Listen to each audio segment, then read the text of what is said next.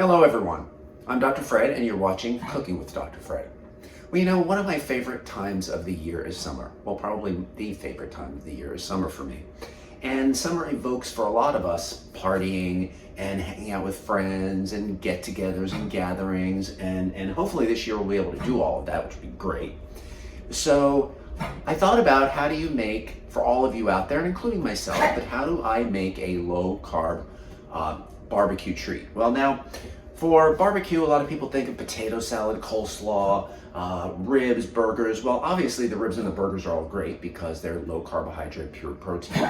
Potato salad is a potato. So what are we going to do to substitute that? Because coleslaw is cabbage and you can make it without sugar and it becomes delicious. I make this nice warm coleslaw. One of these days I'll have to make that for you guys. But today the emphasis is going to be on potato salad. But instead of using potatoes, we're going to use cauliflower. I'm sure you probably imagined that already. So we're going to use cauliflower, and then when you make the base of the cauliflower, all you really need to do is add your favorite potato salad recipe, whatever ingredients you like. I like dill, so I chopped up some dill. I like celery, so I chopped up celery. I have some eggs that I hard boiled and already chopped up, and some onion that I'd already diced. And that's what I like. Sometimes I'll use a red onion. Sometimes I'll use pickles with a little bit of the pickle juice in there, which is really good. Oh, I forgot I was gonna put dry mustard. You actually don't even need dry mustard, but you could put dry mustard in this as well. The other thing you could do, I use mayonnaise. You could use a little sour cream. You could use a little mascarpone, which would make it amazingly delicious.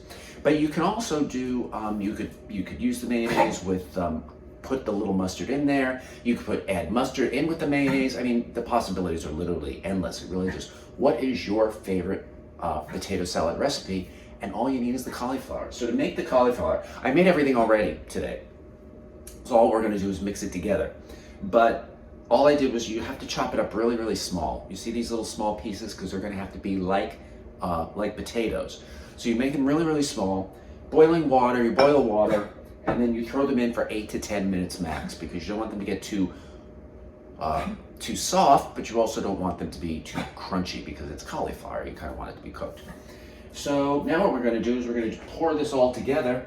So I'm taking the cauliflower, I'm going to put it in this larger mixing bowl, so that all that cauliflower is gone. And then I'm just going to throw all these ingredients in here. The celery. Now what you could do, and what would show up in a recipe, is that you take all of these other dry ingredients, mix them together with the mayonnaise and the salt and the pepper, and then blend it into the cauliflower. That's a bunch of hogwash. I mean, you could do that, but why? It's just an extra step. So you throw in the celery, which is raw celery that I just chopped. I ran this it's about a quarter of an onion. Those were 2 celery stalks.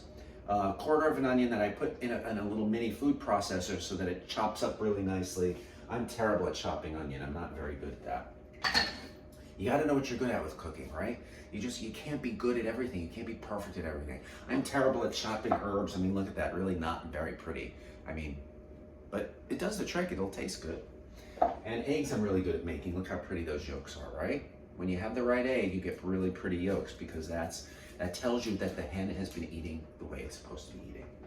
And that you have that proper balance of omega-3 and omega-6 ratio in organic, pasture-raised eggs that you would not find in commercial eggs. Commercial eggs, you're going to find an overwhelmingly bad ratio of bad fats. So it's going to be probably 16 or 19 of omega-6 to omega-3. Mother Nature designed it to be 1 to 1 of omega-6 to omega-3, and that's what you'll get in a pasture-raised egg. So you just pour in, I'm pouring a big tablespoon of mayonnaise. I'm not going to add any mustard again, like I said. Put in mustard, put in dry mustard, don't. Put in whatever, a little bit of mascarpone if you want. You put in sour cream. Sour cream is really delicious in it. I just didn't have any today. I'm adding some salt.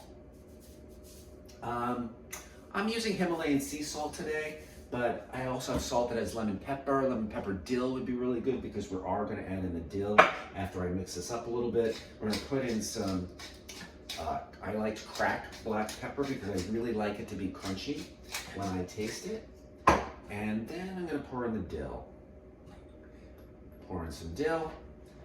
dill, green herbs, you know, so you're getting a lot of good, healthy fats in here, you know, with the mayonnaise. Normally I would make the mayonnaise myself. I just had time to make it today. But, you know, you can make mayonnaise, you don't have to. I mean, there's wonderful olive oil mayonnaises. There's really just great mayonnaises out there now that you can, that are really quite healthy. Oh, I should make mayonnaise for you guys one day. I think I will. I'll make mayonnaise for you one day. Because mayonnaise is so simple. It's a little noisy for the camera. I'll have to put the mic on. I didn't put the mic on today because it wouldn't fit in the stand. So there it is. That's all I did was mix it, and there. Does that not look like your favorite potato salad? You would never ever know the difference. See? So let's see how it tastes, most importantly.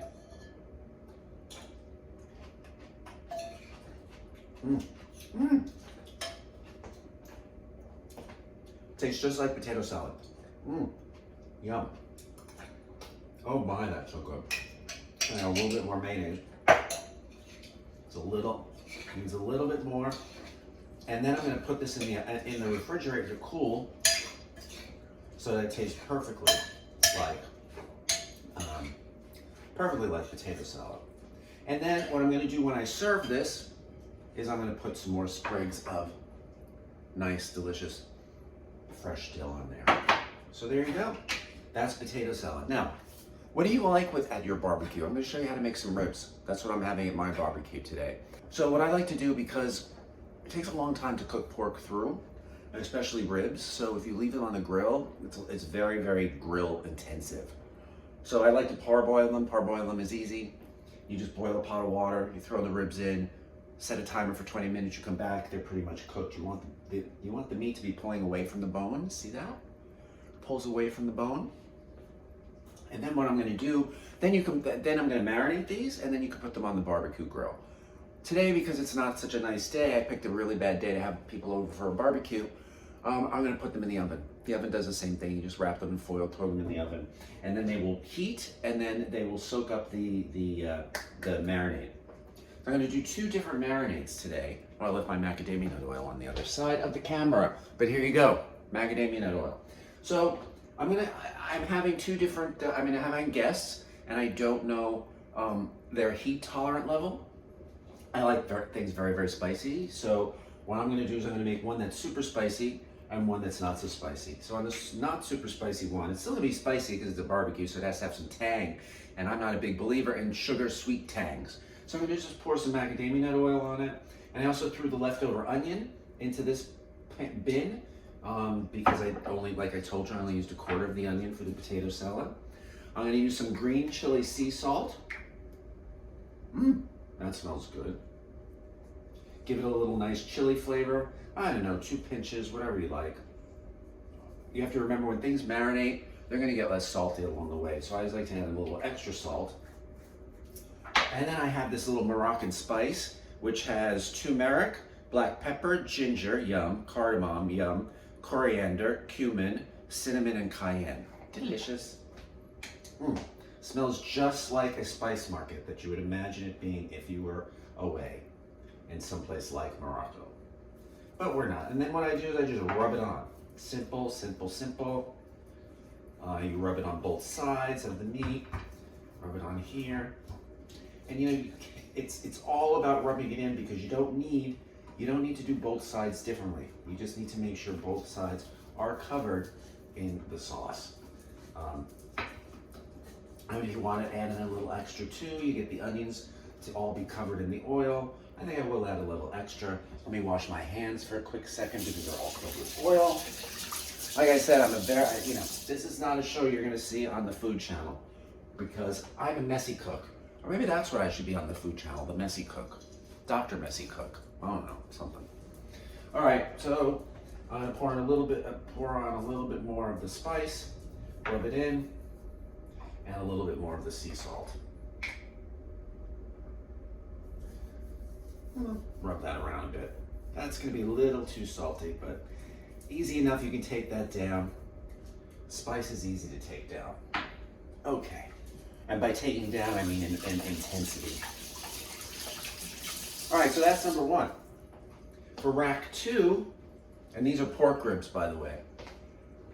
And then for rack 2, let me put rack 1 aside. I'm going to cover this now with foil and put it in the refrigerator. So for this rack, I made this really delicious, what we call lardo. I don't know whether you can see it. I took a picture of it, so it'll be on the Insta story.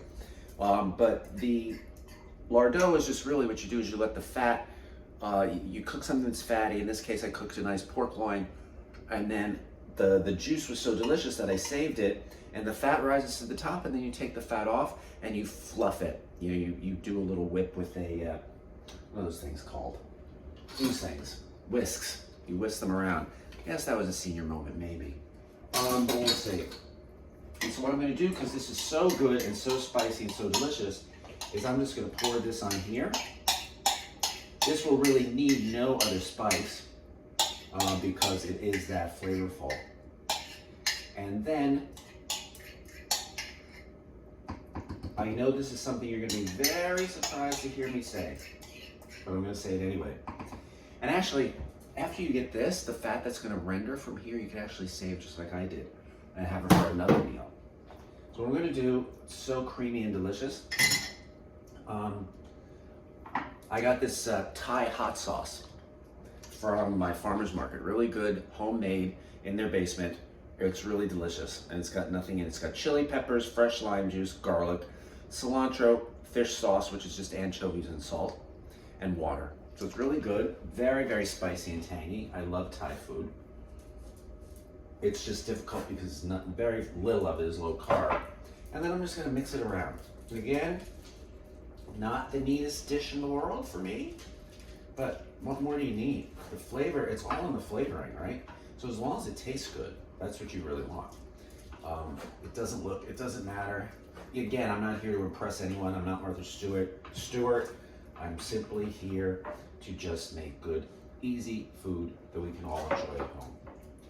The spice is very spicy. You can always just add more, put a little less, a little more, whatever you like.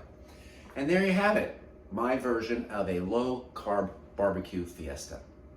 Hello everyone, I'm Dr. Fred. You're watching Cooking with Dr. Fred, the BBQ Edition, and we're about to take the delicious ribs out of the oven so you can see what they look like post-cook. So here we go. They're gonna look delicious. It's gonna be very sizzling. There we go, look how good that looks. So when you're cooking in the oven, you wanna make sure that you put them on broil at the very end. This is the super hot one, look how good that looks. So you put them on broil at the very end so that you get the little crispness on the top that you would normally get if they were on the barbecue. But since we don't have a barbecue, we do have a barbecue, it's just too cold, so we had to do it in the oven. Anyway, enjoy, I hope you enjoy this meal. If you do, please let me know if you cook it, and you can, your comments and feedbacks are always really good for me to read. So thank you, you've been watching Cooking with Dr. Fred, the BBQ Edition. Bye now.